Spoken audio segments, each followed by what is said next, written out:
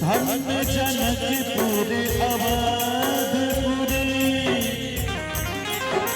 दुहका परम ऊंचा है।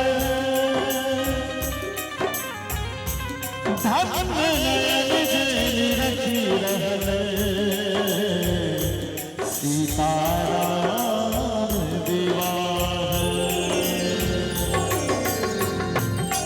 सिए चलत दुलारी श्री राम के पहिरावत जयमाला, पहिरावत जयमाला।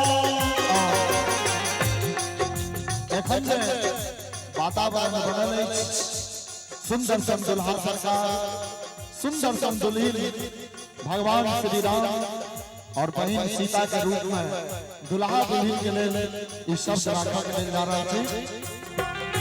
सिए जनक दुलारी श्री राम के पहिरावत जयमाला, पहिरावत जयमाला। सब सखी सहेली मंगल गावती पहिरावत जयमाला, पहिरावत जयमाला।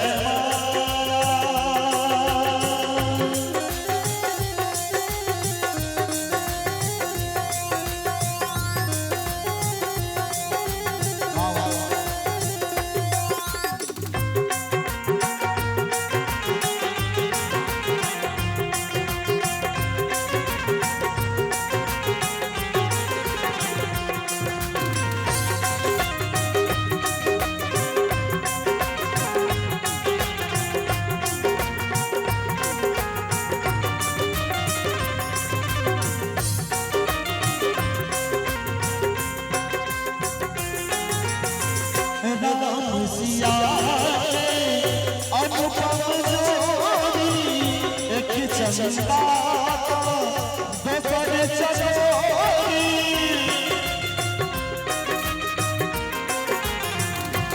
ओ राम सिया के अनुपम जोड़ी, एक चंदा दोसर चकोरी।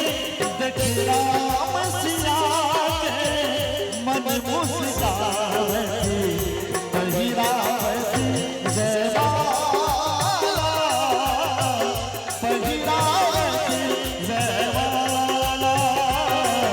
सिए जनक दुलारी श्री राम के पहिरावत जयमाला,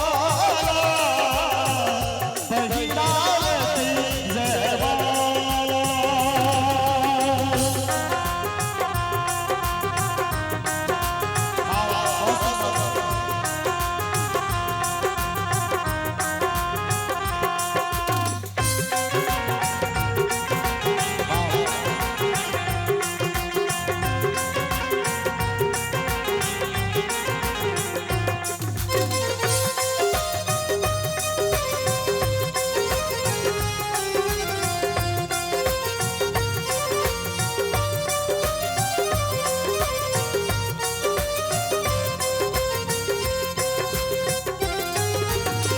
सजल बराती अनुपम संगी साथ खुशी में नाचे।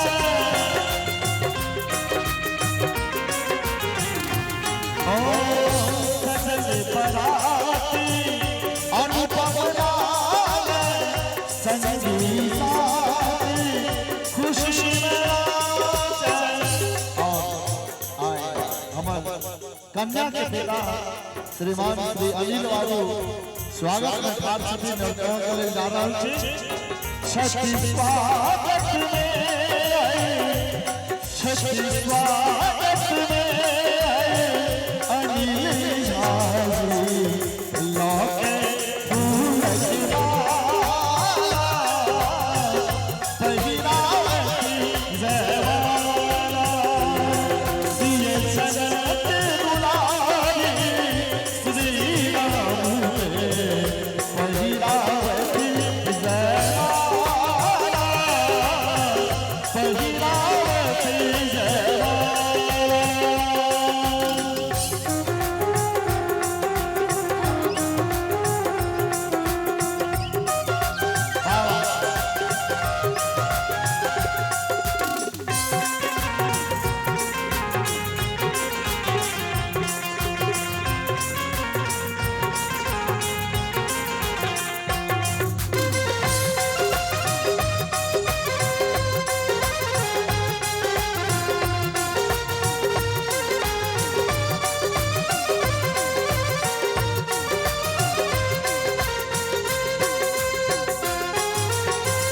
जनी जनी के मन भरल उलासे।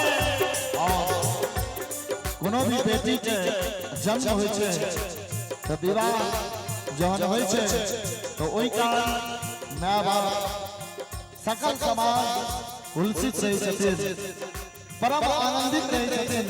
तो कहत जाय छै जनी जनी के मन भरल उलासे, राजा सनकत उड़ल आसे।